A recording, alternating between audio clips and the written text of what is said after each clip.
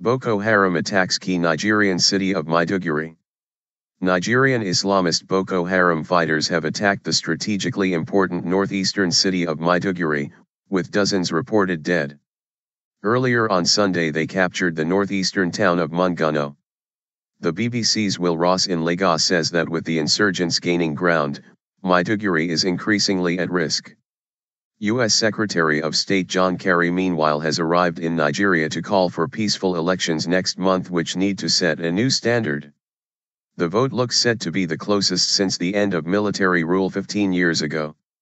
Our correspondent says that Mr. Kerry is in Nigeria to show solidarity in the fight against Boko Haram, which has increased its attacks in recent days.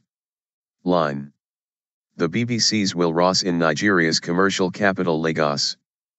People in Maiduguri woke up to the sound of explosions and heavy gunfire as Boko Haram launched a pre-dawn attack on this strategic city. Ground troops, airstrikes, and local vigilantes managed to stop the jihadists from penetrating the city. Much of the fighting was around a barracks. In a separate attack the town of Monguno was captured, the latest to be seized by the group. With the insurgents gaining more and more territory, Maiduguri is increasingly vulnerable. It is home to tens of thousands of people who have fled their homes because of the conflict. Line. Fierce fighting has been reported on the outskirts of Maiduguri. A curfew remains in place and dozens of militants and soldiers are reported to have been killed. Human rights group Amnesty International has warned that hundreds of thousands of civilians are now at grave risk. A near-deserted street after a curfew was placed in the city of Maiduguri, January 25, 2015.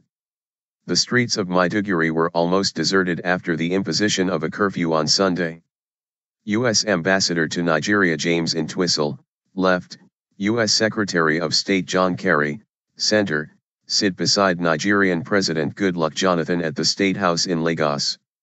The attack on Maiduguri coincided with a visit by U.S. Secretary of State John Kerry, center, to Lagos for meetings with President Goodluck Jonathan, right. Militants also attacked Monguno, 140 kilometers, 86 miles, north of Maiduguri. The army there was reported to have been overwhelmed, with houses set on fire. A journalist in Maiduguri told the BBC that fleeing soldiers from Monguno were now arriving at the barracks inn in Maiduguri. Boko Haram, which means Western education is forbidden in the Hausa language, launched guerrilla operations in 2009 to create an Islamic State.